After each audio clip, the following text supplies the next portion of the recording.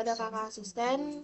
Jadi pada video kali ini, izin perkenalkan, nama saya Rengganizawa dengan NIM akhir 9. Jadi pada video kali ini saya akan membuat video untuk tugas pengganti inhal di untuk olah data metagenomik. Nah, ini pertama-tama kita itu buka aplikasi web MG5. Terus kita scroll ke bawah, terus sampai ketemu Marin ini, kita klik. Terus ini kita tunggu. Nah, ini kan udah ada. Nah, kalau punya saya sendiri Kak, saya udah nentuin di 5 ini. Terus yang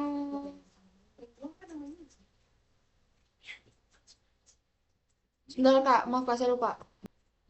Nah, ini sudah Kak, udah ketemu punya saya itu yang di 5810. Nah, ini kita langsung open link tab. Lama ini nggak bisa.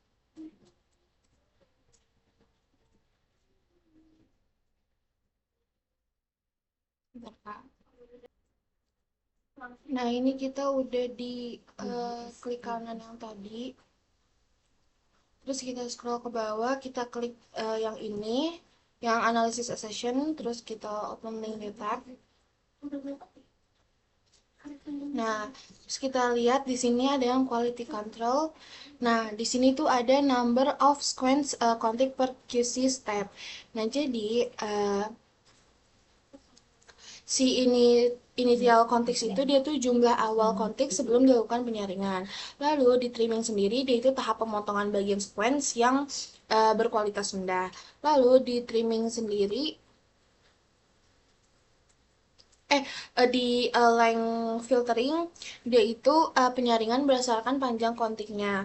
Lalu di ambiguous base filtering ini dia itu penyaringan untuk membuang konteks yang mengandung bahasa ambigu, misalnya huruf N pada sequence DNA.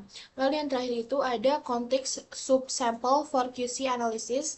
Itu dia itu hasil akhir yang konteks yang lolos QC dan digunakan untuk analisis lanjut.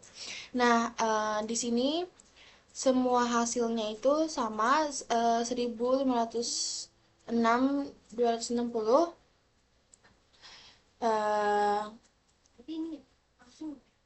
Lanjut kita ke taksonomi analisis.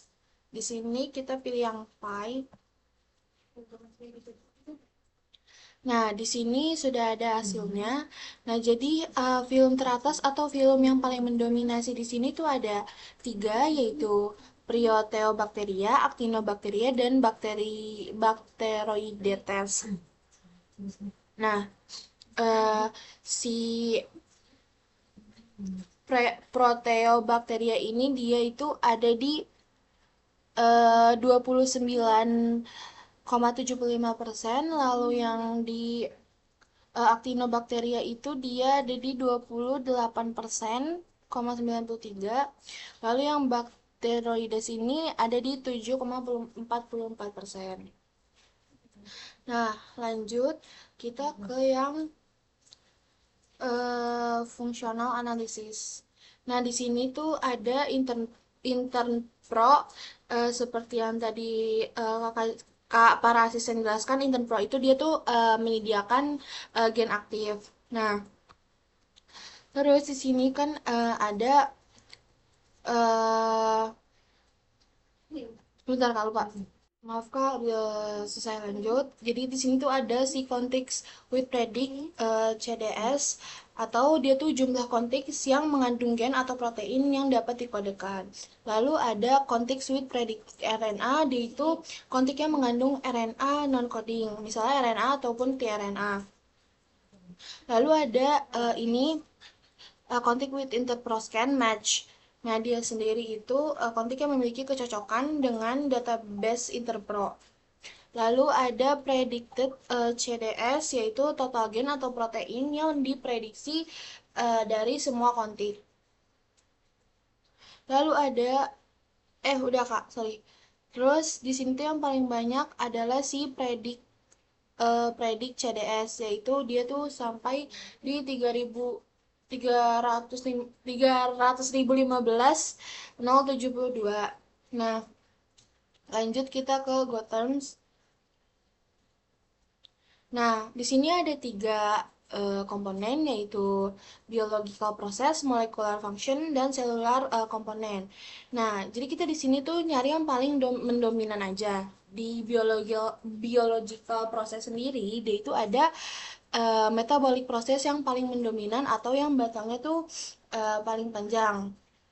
Nah, kenapa sih batang ini tuh bisa panjang? Karena hampir semua mikroorganisme itu memiliki gen yang terlibat di dalam metabolisme dasar gitu. Contohnya metabolisme karbohidrat, lipid, dan protein.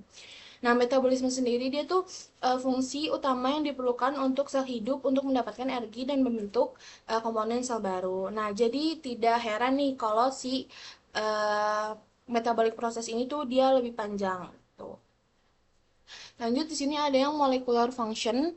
Nah, di sini yang paling panjang itu kita bisa lihat di nucleotide binding ini.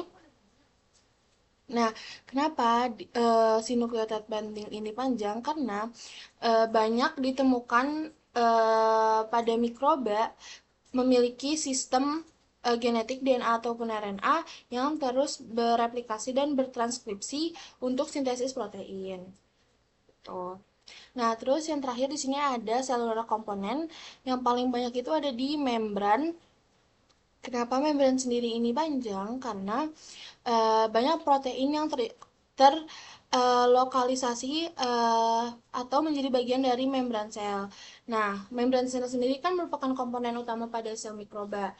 Nah, jadi banyak protein berfungsi sebagai transporter, reseptor, ataupun enzim membran yang ngatur pertukaran zat. Jadi komunitas si mikroba ini tuh dapat beradaptasi dengan lingkungannya melalui aktivitas membran sendiri.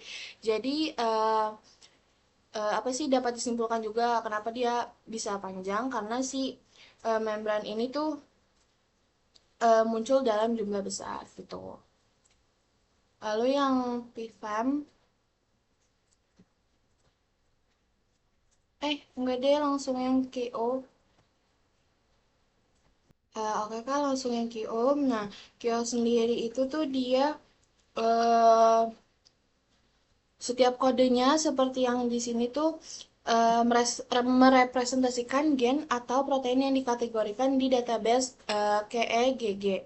Nah, misalnya si yang KO7795 ini dia tuh biasanya terkait dengan transporter atau enzim metabolik umum gitu. Jadi si jumlah kecocokan tertinggi ini tuh menunjukkan gen ini sangat dominan dalam komunitas tersebut. Lanjut ke pathway system. Nah, di sini ada kayak EGG yang tadi saya sebutin, yaitu Kyoto Encyclopedia of Gene and Genomes. Nah, apa namanya, gambar itu dia tuh menunjukkan hasil analisis yang menggambarkan tingkat kelengkapan sebagai modul metabolisme dalam sampel yang saya pakai ini. Terus